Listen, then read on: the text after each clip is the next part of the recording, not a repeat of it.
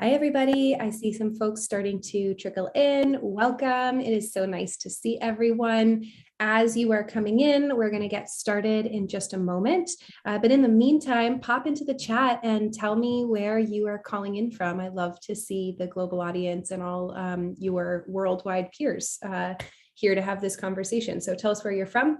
In the chat box, make sure you're selecting everyone rather than just panelists. I love to see your responses, but I feel a little bit greedy when it's only me that can see them. So make sure you toggle to everybody. I see Germany, Toronto, Sarasota, Virginia, Detroit. Welcome, everybody. Really nice to see everyone. Once again, we are just about to get started here. Tell us where you are from in the chat. Make sure you're selecting everyone from the dropdown instead of just hosts or panelists. Not that we don't love to see your private messages.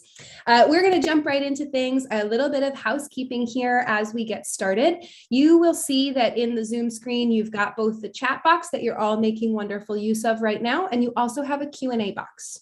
Use the Q&A box to ask questions that you'd like our guests to answer for you, and use the chat box for conversations and exchanges between your peers on the call. Again, like I said, in the chat, make sure you're selecting everyone or all attendees from the dropdown so everybody can see your awesome messages. We are recording this conversation right now, and a recording of the discussion is going to be sent to all of you wonderful people and anyone that couldn't make it today in the next coming days. So don't worry too much if you have to leave 15 minutes early for another meeting, or don't put yourself out trying to take notes, because we are delighted to share a recording with you. I am ready for the next slide when you are, Prapti. Thank you. I see a ton of familiar faces in the attendees list today, and lots of new friends too. So for those of you that I haven't met before, my name is Georgina Donahue. I am our Director of Community here at Pragmatic Institute, and that means that I spend my time helping Pragmatic alumni access all sorts of resources to accelerate their products, their roles, their careers. We've got really amazing expert conversations like this one every month. We have weekly office hours with Pragmatic instructors, an online peer community, ongoing learning programs, thousands and thousands of peer examples. The list goes on. So if you're already an alum, it's really nice to see you. If you are not an alumni yet, I hope that you'll become one soon. Nikki will drop a link to our product courses in the chat. And we have a new one, Insight, that is just getting going. So hope to see you all in class. Now we can pop to the next slide, because I am so excited to dive into this conversation today. We are talking about human-centered innovation and how it helps organizations develop new capabilities and respond to changing markets. So here to lead us in this new way of approaching innovation are Harsh Wardhan, Innovation Programs Lead at Google, and Prapti Jha, who is the Senior Design Strategist at Cisco. And Harsh is a seasoned innovator whose main focus is really on building strategies that are rooted in deep human insights, right? And really figuring out how that can be utilized to deliver business value.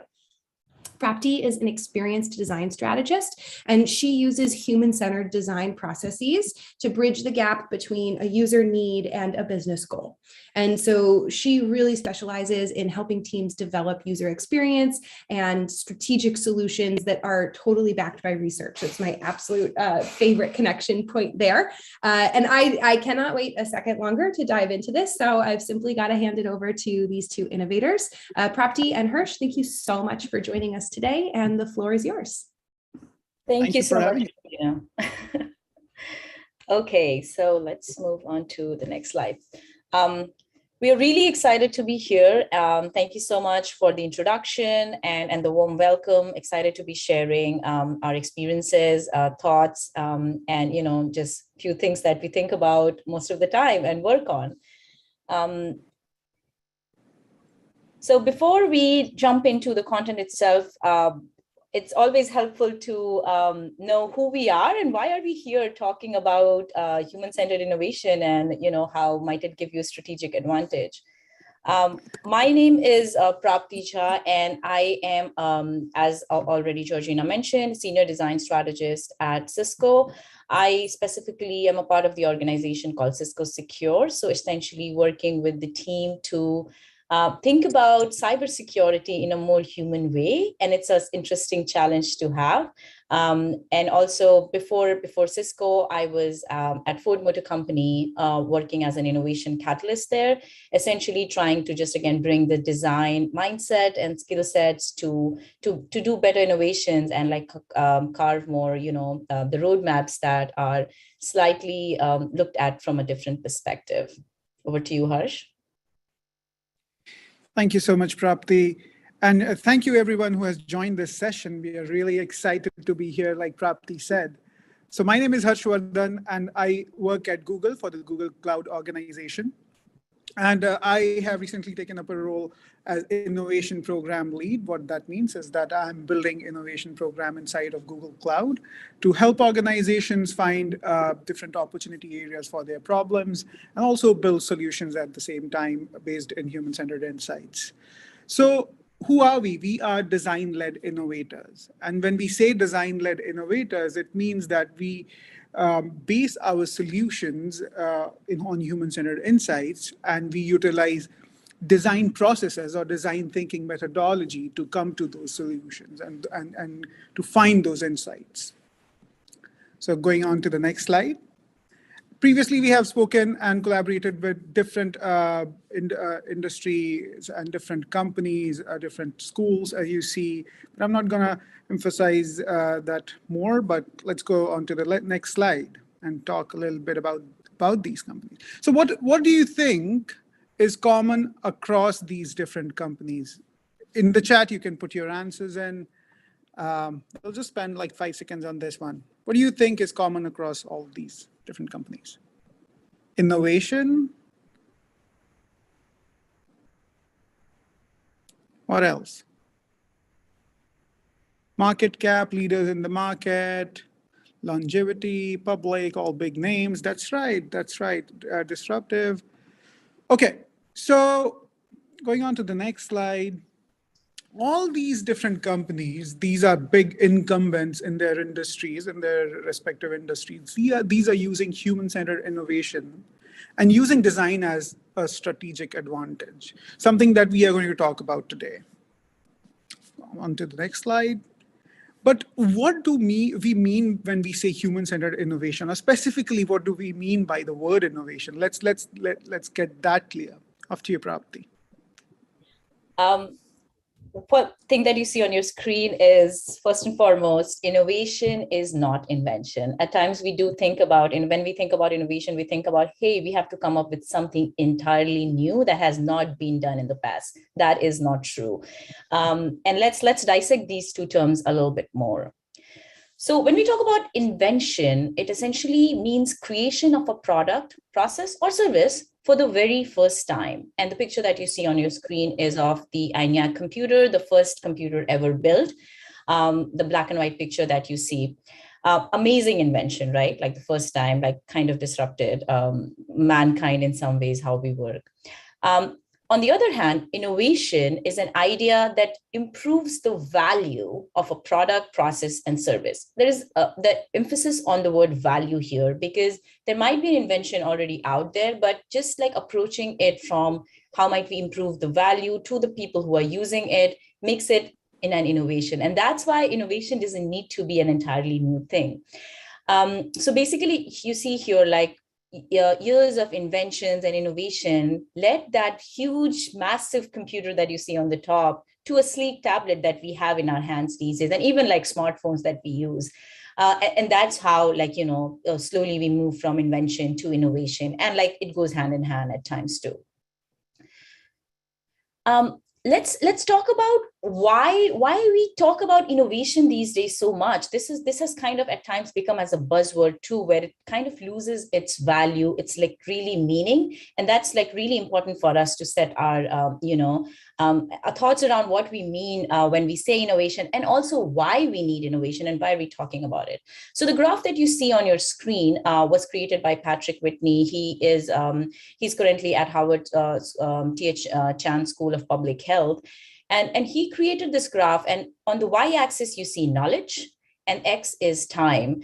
And there is a line which says industrial revolution. And what it means, like before industrial revolution hit, people, when I'm a person and I need something, either I would make it for myself, I was so close to the product, or I knew someone or a craftsperson whom I would go to help me make that product, or he or she would make that for me. So that at that point, I was really close to what I wanted and what I was getting. And it was a really like close relationship.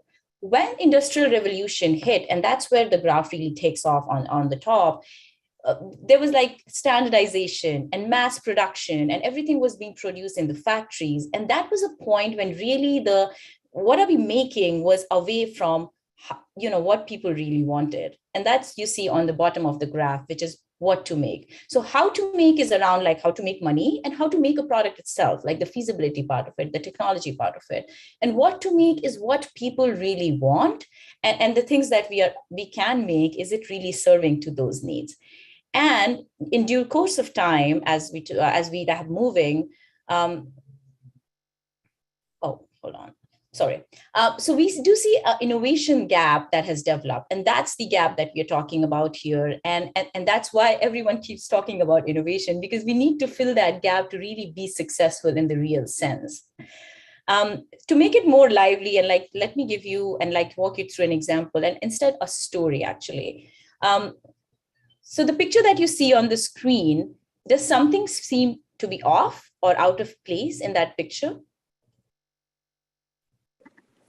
Feel free to like add your comments in the chat box. Is something off? What do you see? What do you notice? The tablet, the kid's computer, I'm seeing all the answers coming up. Right, perfect. Yep. Yes, that exactly is the what is off. And let me tell you the story behind this and why are we even talking about this. So this laptop came out of, sorry, go ahead, Harsh. No, sorry, I should have been on mute. Somebody saying, Rodrigo is saying, should be an iPad. Well. I love that answer. Okay, so yeah, so why this story and why this picture here? So this initiative, the laptop that you see in the kid's hand on lap, is essentially was the initiative called One Laptop Per Child, and that initiative came out of MIT Media Lab. Amazing product. And let me tell you a little bit about that product itself, the laptop.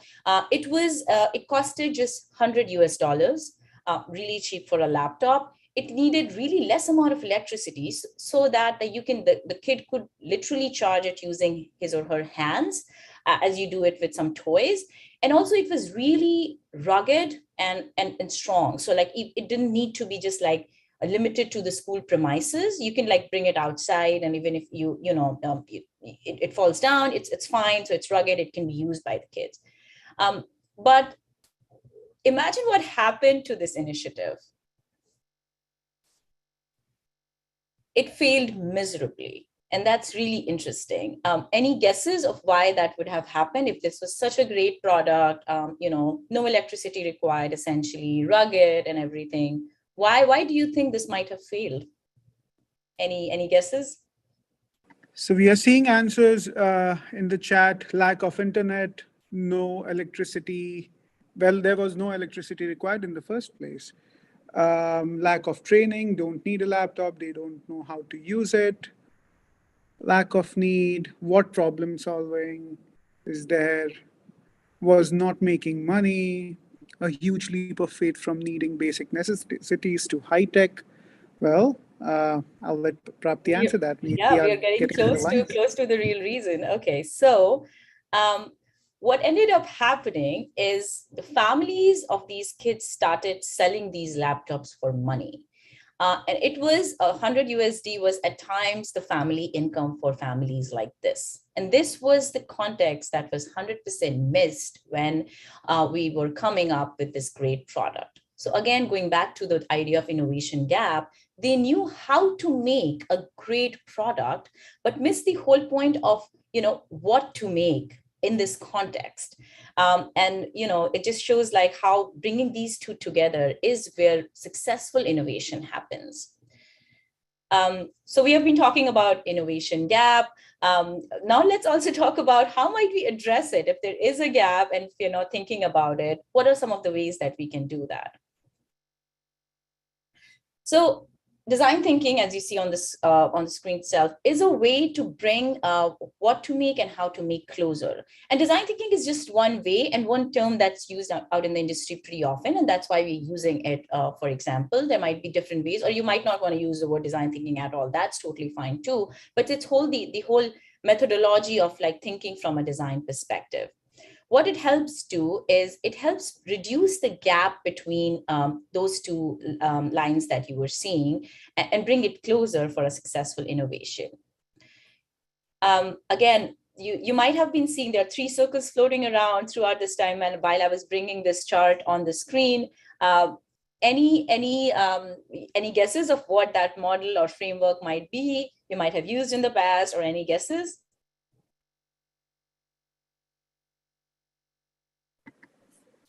You can put your answers in the chat. Double diamond, foundation, design, value, features, desirability, feasibility, value.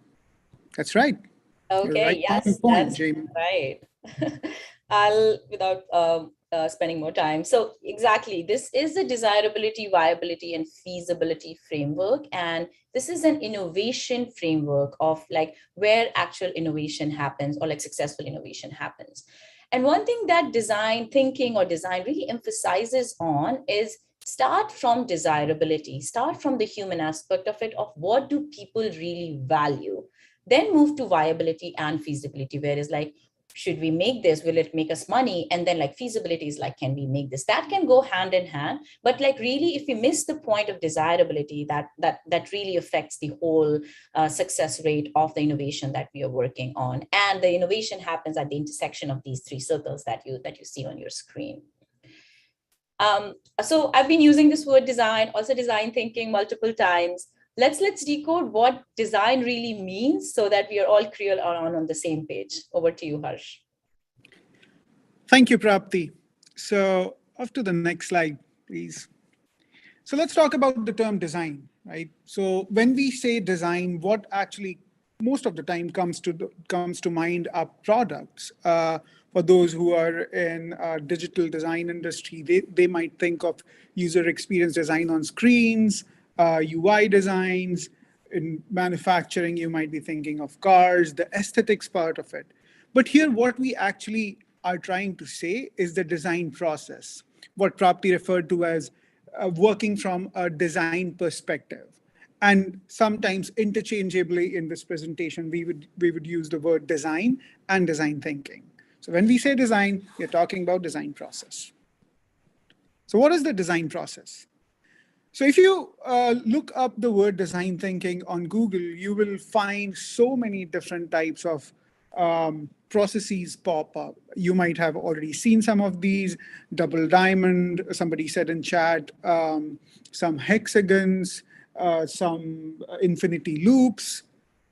All these are different ways of talking about design thinking, but all of them mean the same thing. They refer to the same process. But before diving into what is design thinking, let's again talk about what design thinking is not. So going on to the next slide. Design thinking is not one specific model, something that I was trying to say in the last slide. It might be represented in different graphical forms. It is not just one model. One of the most popular model is the hexagons, popularized by one of the biggest design consultancies, but it's not just that. It's not writing on post-it notes. It's not about like doing some one single ideation session on the wall with beautiful different colored post-it notes. Going on to the next slide. It's not rocket science. It's not something that is that can only be used by designers or people who are coming from that background. It can be learned and used by anybody.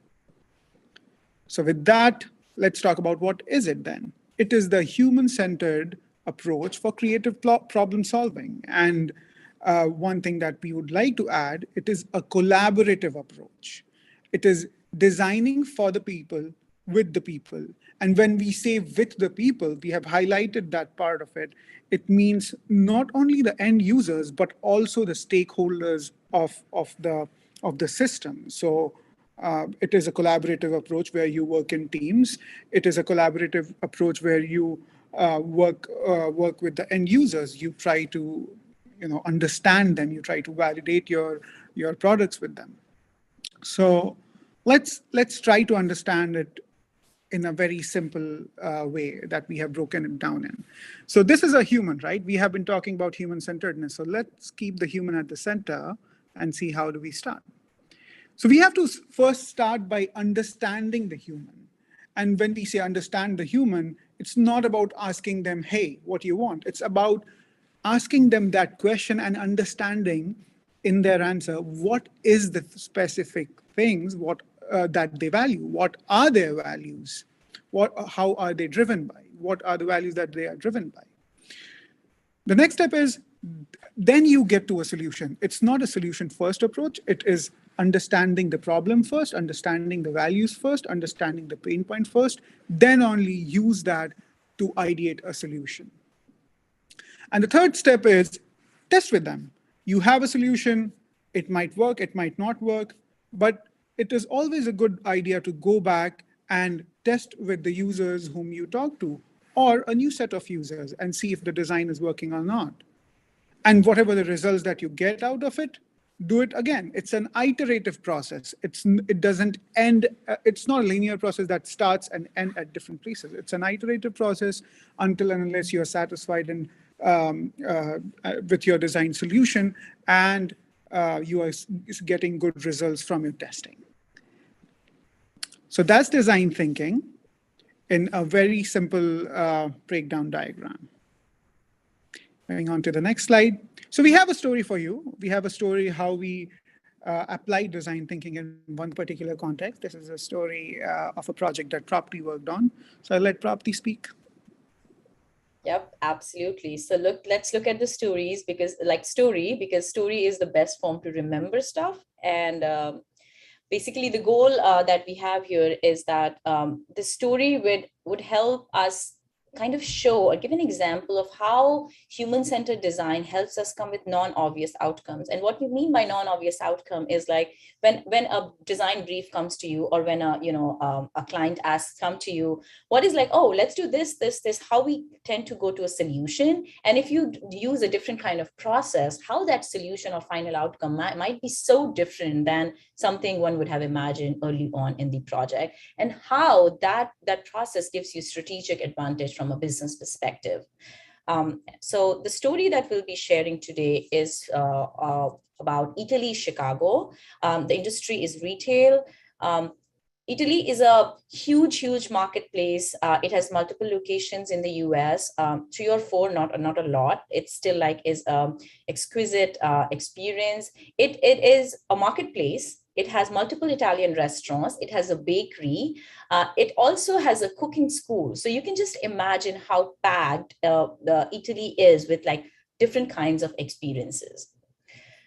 The ask that we got from the client was to help them redesign the store to improve the customer experience so that they could bring the customers back to the store more frequently. And the specific problem, one of the problems that they were facing was Italy is and was already very successful, but there was the people who were coming to the store during the weekdays was really less as compared to the people who used to visit the store during the weekends.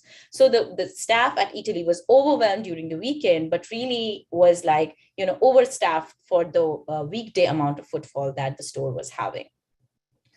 What seems like an obvious solution in this case, again, because it's like designing the experience and it's a store. So if we might think about like interior redesign of the store, or maybe let's brand redesign, or like how the store looks from outside to attract more customer, the layout of the store itself, to think about some of the, the ways to bring customers back more often. And also like some of our solutions were around those, but I would highlight the one that was major and like, use the process to come up with something that was really unexpected. So how did we approach this ask?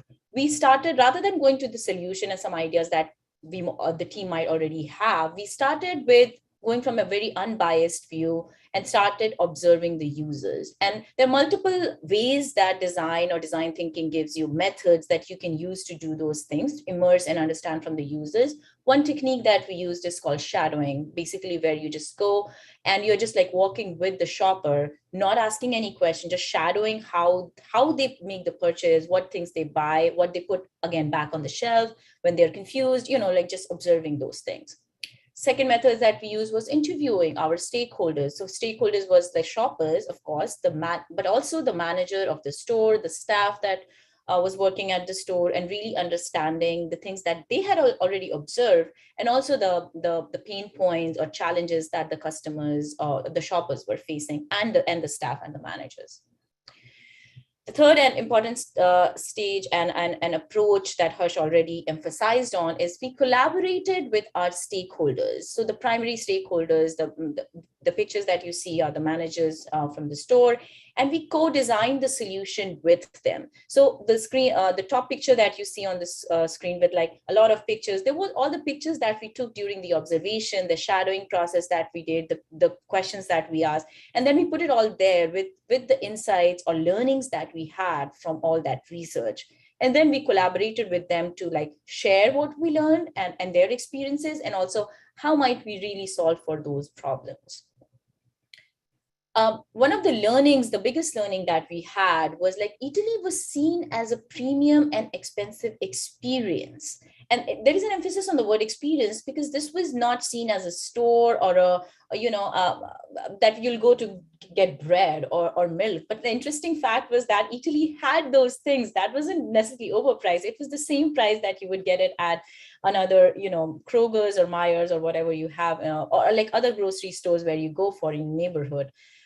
So what was happening was Italy wasn't fitting into the mental model of customers' regular grocery shopping from the customer perspective. But the people at Italy, the managers and staff, they thought like, hey, we have everything. People can come in and shop. And we also we have the Italian, specialities too. But we also have stuff that a regular grocery stores would have.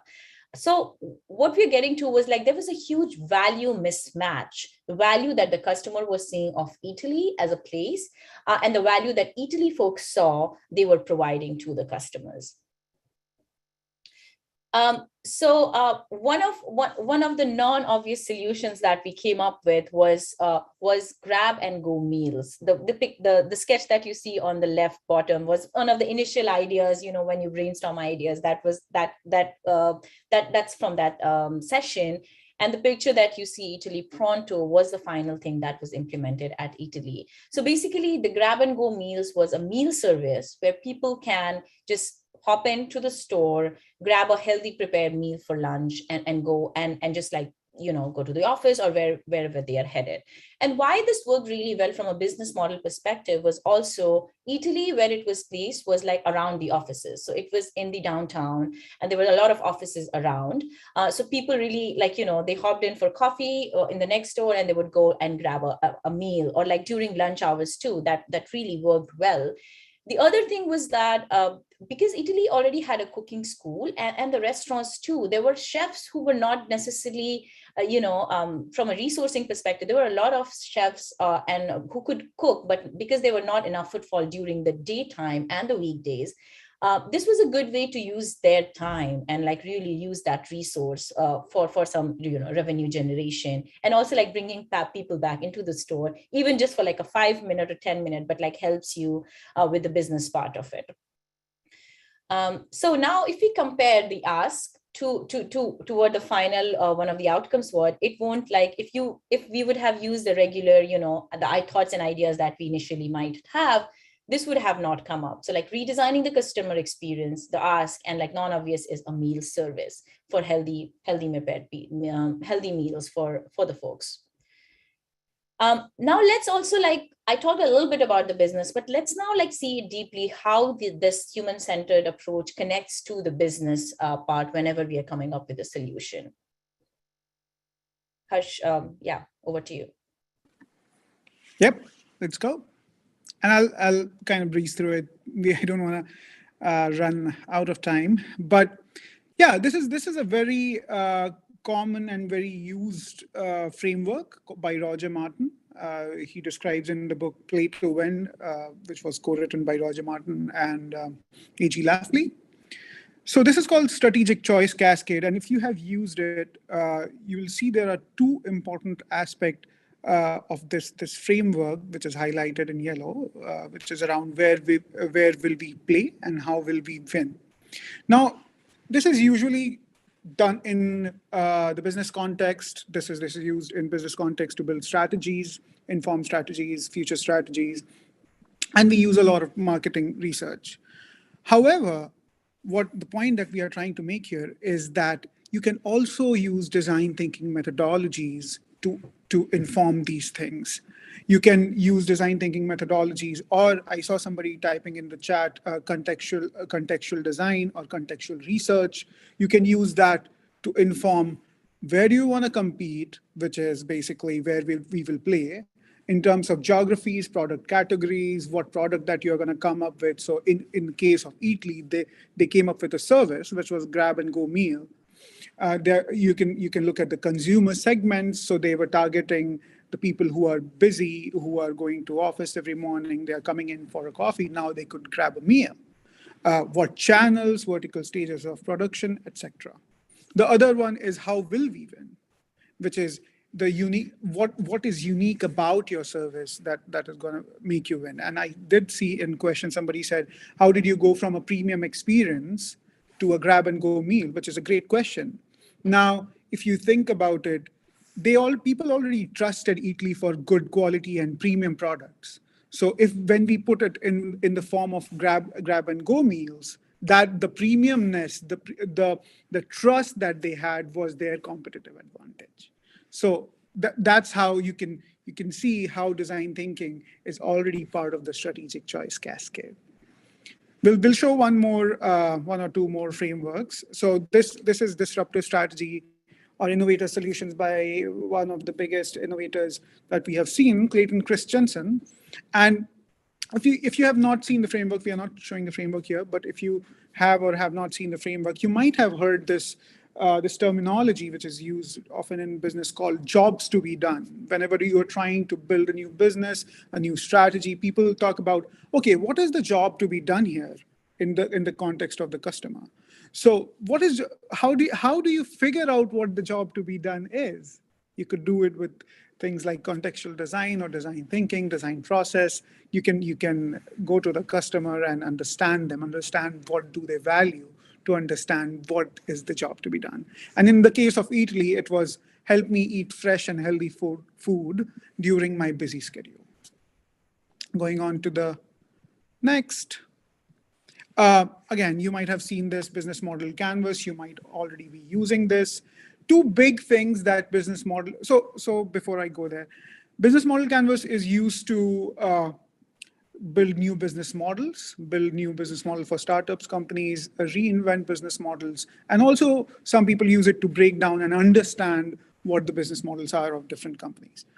Two big things that we want to highlight here. Can you go to the next one, Prapti? Next slide. Yep. So two things that we do here is lay down the value proposition of the company. So what is the company? And what is the company doing? And then the who part is basically the consumer relationships, customer segments, channels, everything that we also talked about in one of the other frameworks. So which constitutes of why. So design thinking methodology can help us truly understand who our customers are and what are their pain points, what do they value. So this is how we connect it with the business where it is not being done. And this is how we, bring design thinking methodologies in different business frameworks. Going on to the next slide. I'll give it off to you, Prapti. Sure. So story that we shared and the content that we have shared till now, if that sounds interesting, and if you're already you might be already engaged with that kind of work, but if you're still curious about where can you learn more, some recommendation and suggestions that we have is if you are a reader, if you read books, either audio or any kind of book, these are some of the books that has really helped us. First, the top left is like the design of everyday things. That's more design focused book, but really helps you understand what really we mean when we say design and how it helps people and ends up like creating a great business if you're trying to do one. The other one, 101 Design Methods, that's like a dictionary for design. So it has like it is packed with methods that you might be able to use. And like, you can go to it when you're in a certain part of the process and say like, hey, what are the methods that I can use to understand my users better? So that is that kind of book. Change by Design and the Design of Business really helps understand the connection between design and business by Tim Brown and Roger Martin. And on the top right, 10 Types of Innovation. It's an interesting read because it just helps you think about innovation from like different ways that you can approach innovation from. So it has like 10 ways that you can, differentiate your product. And then like if you nail 6 of those, it is high chances that it's going to succeed. So if you're interested, you can read more about that. And Communicating the New is, again, an integral part of it, because this book talks about how if you're trying to bring a new idea into an organization, how might you do it in the best way? Because there might be some resistance, or there might, communication plays an important part of it. So it's not just one-sided in communication, but you are like communicating with, you're really being heard in your organization to make it successful. Moving on. So like the final two things, like, we shared a lot, but if 2 things that you could take with you, and like that is the biggest value from what we wanted to share today. One is fall in love with the problem and not the solution. So whichever situation you are in, really try to find what the real problem is. Why are we trying to do it, and not necessarily latch on to one of the ideas that we might have. The second one is always start with people, and those people are your end users, are the stakeholders, all the people that you're working with. So like starting with people and really understanding them. And these 2 things would really take you a long way when it comes to like applying the design mindset or the process in the projects, that innovation projects that you're trying to bring in your workplace. And I'll let Georgina talk about the next session that's coming up. Yes, thank you both. That was fantastic. I love the way that you walked us through those examples and those principles. Next time, you can join us for a product chat coming up. We are going to be talking about the art of product pricing. So we are going to be talking with Jan, who's the head of pricing at Zoom, about what companies are getting wrong, and of course, how you can avoid them. So now we have the great good fortune of getting to ask a couple questions to our wonderful guests today. So there are a couple questions in the Q&A box already, but if you would like to ask a question, now is your time to pop some new ones in there. All right, so first question for both of you is a big one. I'm just gonna dive right into it because I know it's one that everybody is thinking about. Can you share some methods, narratives, tools, and approaches that you would suggest folks use to get their senior leaders and their executive teams to really start transforming their thought process to be more focused on human-centered design?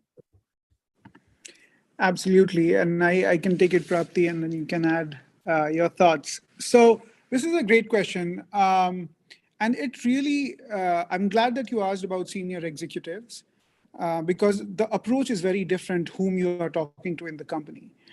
In my current role, I get to talk with a lot of clients and customers where we talk with the C-suite and the senior leaders, trying to break down their problems. And one thing that has really resonated with them is that we spend a lot of time listening.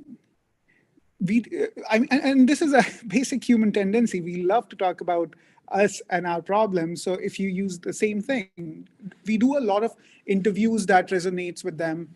And but that's not all. You cannot just listen and excite them. You have to go back and tell them that, hey, these are the things that we listen. Does it make sense to you? Does that resonate with what you were trying to say? And do that collaboratively. Help them build the problems that help them frame the problems that you're going to solve. That's the first step for sure, to get them excited, to make them feel that they have been listened to and that you understand their problems. Now, this, in my case, we do this externally. If you are an internal, if you are talking about your senior leaderships in your company, then then it's like bottoms up. Then you have to go with some results. So what we have done in past in such situations, that we run a small pilot in our teams to use the process to solve certain problem, and we go to our senior leadership and show them the results that came out of it. So that's another way that we talk about it. So Prapti, if you have to add anything. I think you captured it. Let's move on to the other questions. Perfect. Great. There's a couple questions in here about applying these principles to other industries. Someone has mentioned healthcare. There's also a question about, Italy is a B2C example, but what about B2B? Do you have any best practices that you can share about really kind of extending these practices, regardless of what kind of industry or user base you're working with? Absolutely. So I have some experience working with healthcare too. So I was engaged in a project with the University of Illinois, and they have a healthcare delivery design team. And essentially what it was doing was, not necessarily we were working with the patients directly, because in healthcare there are a lot of restrictions that you cannot access, even if your end users are the patients, you cannot directly go and talk to them because it's a sensitive area, and there are a lot of things that needs to be kept secret.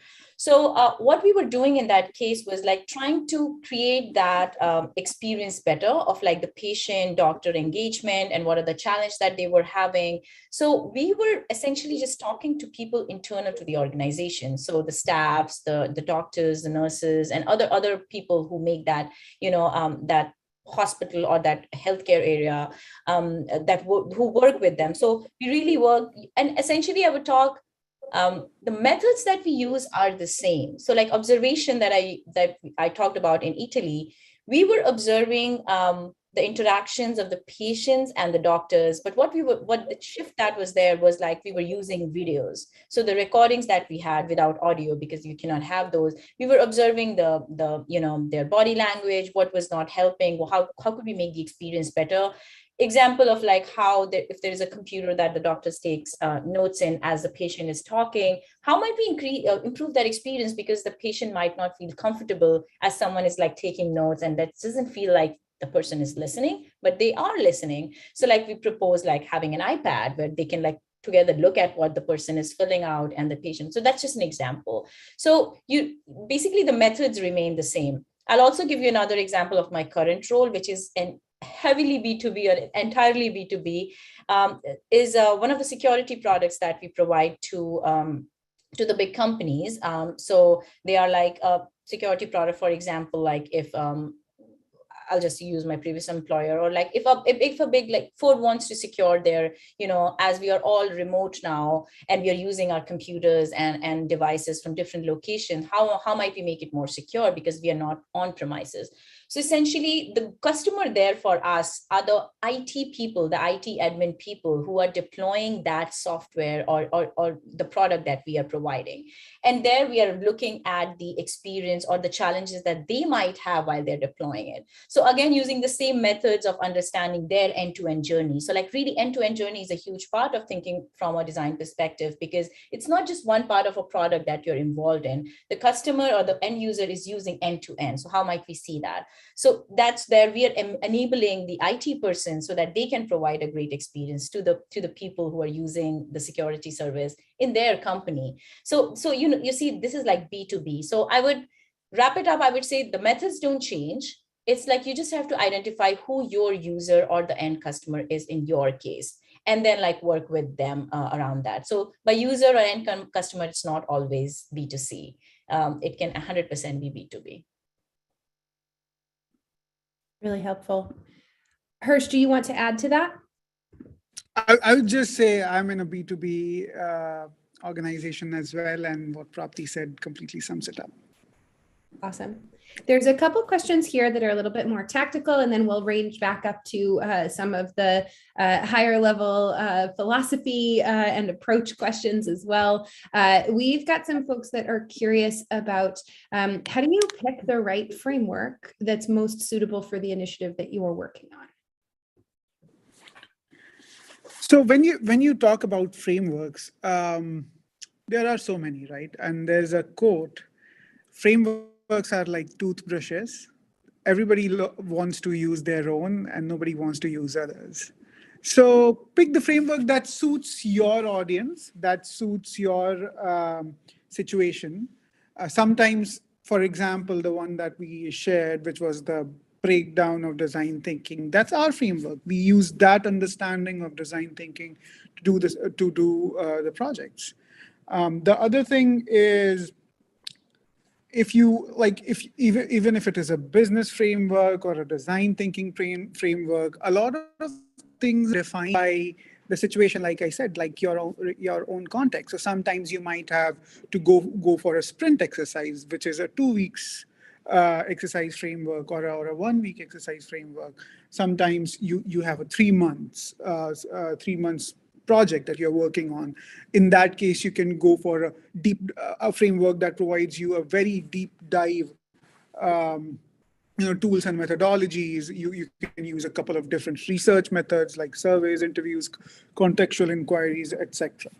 The thing here to remember is that the core concept remains the same. It's about listening to people, observing them, understanding their values, coming up with solutions, and then testing them. That's the core goal of it all. Prati, would you like to add anything? Yeah, I'll just quickly add one thing is also framework changes based on context. And I believe like Harsh already touched on that. So for example, if I'm in a situation where we have some ideas and or use cases, whatever we want to call them, and then we have to prioritize some of those. And how do we do that? And project managers do that. Product managers do that a lot. And other people in the company too, is like we have some metrics, but like how design thinking or like design-led innovation changes it is, are all those metrics the right one? Are they also capturing the customer experience, the human part of it, or the values that, or is it just lopsided towards business and feasibility? So like that's what you do. And what my go-to practice is, like if I have to use a prioritization thing, I'll just go Google, or like I have few books like 101 design methods and all those, and I'll look for the thing that would make sense in that context, in that project sense. And also like I would also encourage folks to not use a framework as it is at times. Like if you feel like one part of the framework is not making sense to you, just get rid of that part and like make it something your own, or like what your organization uses. So I feel like framework is like how you flex it, and once you use it once or twice, you know what would work best for you. And also like I think one other thing which is really helpful is what has worked in your organization. So just learning from your peers who have used some of those frameworks, and then like working together is something else that has also worked with, for me. So again, I guess Harsh and I, none of us like talked about a framework or the framework, because that doesn't exist in, I think, in both of our thoughts. Awesome.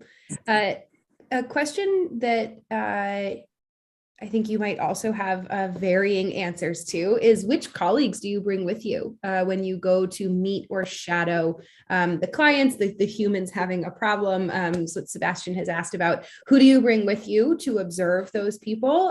Or is it better for that to be a smaller number? I can imagine having a crowd of 8 professionals over my shoulder while I'm trying to use a product might be a little uncomfortable as a user. So how do you approach that? I can take that, and Harsh, feel free to add. So I've done it in the physical world when everything was open and we could like really, when the product was like, go to the customers and observe them, the example that you saw previously. So in that case, it's really important to restrict the number of people. We mostly used to do like 2 people at max, because like otherwise like the person would be like, the behaviors would change that you're trying to observe. So in that case, like, and again, like you observe, or when you do observe or shadow someone, it's not just one session. There are multiple sessions, different times, because so that you can capture different, types of things that you might miss. So like in this case, like weekends, weekdays, morning, evening, and all those kind of stuff. So in that case, as the goal is to be collaborative, you have to bring the people who would, like the engineers or the people who would actually make that product, whoever are the feasibility people, the business folks also, like, because the team is like, try to bring each part of the team or the expertise that you need for a product to be successful, to be in that experience. So that's in the physical world. In the virtual world or like remote world, it is slightly, I would say, easier at times, because like there's some research platforms where you can, like, for example, I made a quick MVP or a prototype of like, there's a sunscreen or something like that. And that's something I'm sharing with the customer. Let's say I'm doing that. That's just other part of the design process. And the customer is just giving me feedback around like, I would do this, I would do that. I don't know what that is. On those platforms like that, you can have observers. So the participant cannot see the observers. That participant would just see me and maybe just one more note taker. So there's just 2 person who are interfacing the user, but there can be like, I don't know how much, but like I have had like 15 to 20 observers in the behind who can really listen to what the users are saying. And that is also a time when you can, if your leadership is really open, you can bring some of your leadership into those sessions and say like, hey, would you like to listen what the users are saying to some of the ideas that we might have? And I've used that in the past in my previous job, where the VP was like sitting and just observing that session. And that gives them really like, makes them feel closer to the product, which is essentially not always that they can do, or like they have the bandwidth and flexibility to do that. So yeah.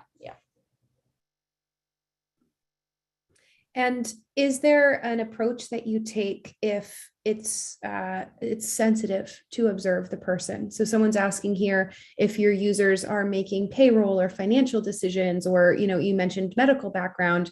What are some kind of workarounds that you have for those kind of situations? Yeah, so I can talk about the medical situation in the medical institutions. So the project that Prapti talked about, I was part of that as well. So we did not have access directly to the patients. So one thing, there were a couple of things that we could do. So we interviewed the nurses, we interviewed the caregivers. With permission of the patients, we placed cameras where we could record them. Those are the different way of observations that we could use when we were not in the room. We also had some exercise that we had asked our caregivers and nurses that we had access to complete in order to help us understand the whole scenario and situations. And this is true in many industries. You might not have access to the end users, but you'll have to figure out workarounds in where you can get those observations from. The next best thing is find a person with the access to the end user, and then do a thorough inquiry, interview with them. Right. And also at times, rather than just asking direct questions, like for example, finances or something else that you might not like, you having an idea, or say like, hey, we are thinking about something like this. So create rather than just asking them. Like there are 2 ways to research. One is just going open-ended and having a set of questions and asking people is like, how are you doing it? Show me this. So like, that's one approach.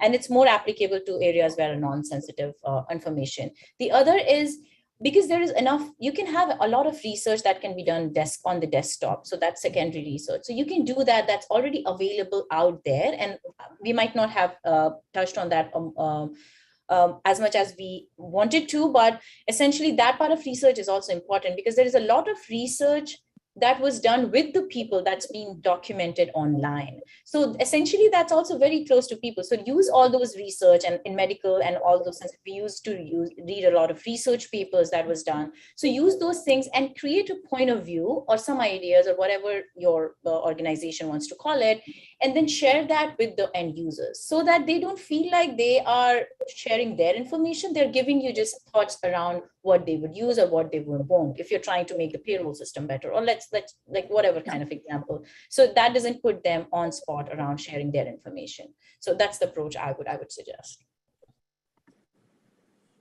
Really helpful. Oh, go ahead, Harsh. No, I was just saying yes. Oh, okay. That's right.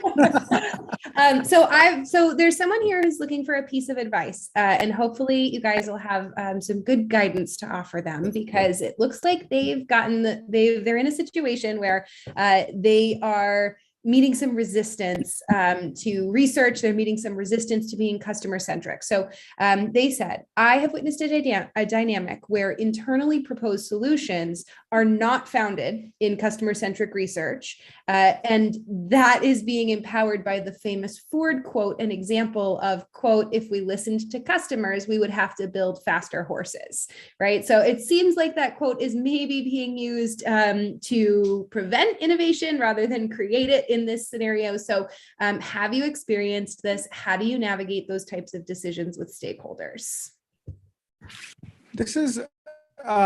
This situation is not very unique. I can chime in and say that this is a similar situation when you're looking for a buy-in. Now, in this case, there is some resistance. So going in with some results, if you could pilot it at a smaller scale and go in with some results, you could help them see the value. That's one. The other thing is that quote, it's right. It's not wrong. If you would have asked people in 1900s what would you like us to make, they would say better horseshoes so that they can run faster, or faster horses, whatever that quote is. But that's where the word comes in, the value. What do people value? People don't value faster horses. It's the speed that they value. I think that's the point you have to make in order to make your leaders understand the value of this process. And the way that I see is that run a small pilot, do a side project, go in with some results, because these organizations are result driven. Prapti, would you like to add anything to that? Quickly, I know we are almost at time. One thing that I think really helps is really understanding what are the metrics that the organization uses, or like the business metrics for saying yes or no to a project or an idea. Take those metrics and then add to some things that you see are missing.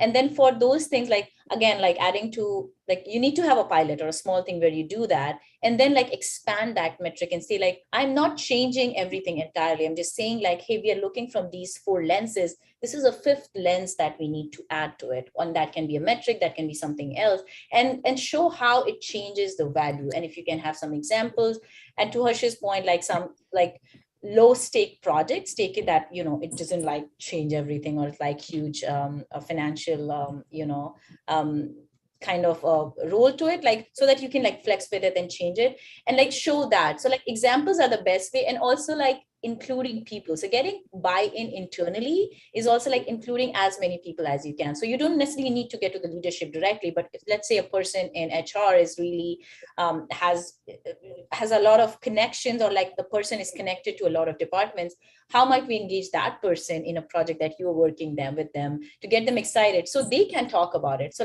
creating, I don't know, there's a word for it, but creating people who can vouch for you when you are not in the room is also a great way to approach it. And the book that I shared, we shared, which is Communicating the New, is entirely about this, and is entirely about getting the buy-in, and how might we communicate about new ideas or bringing new ways of working, and really, making it successful in our organization. So feel free to read those, and there would be some good stuff in there. I would it came to me just now. One of my friends who was working in a very B2B platform to sell large equipment, large industrial equipments. Those who are from Asia Pacific might know this name. It's called industrybuying.com or something like that.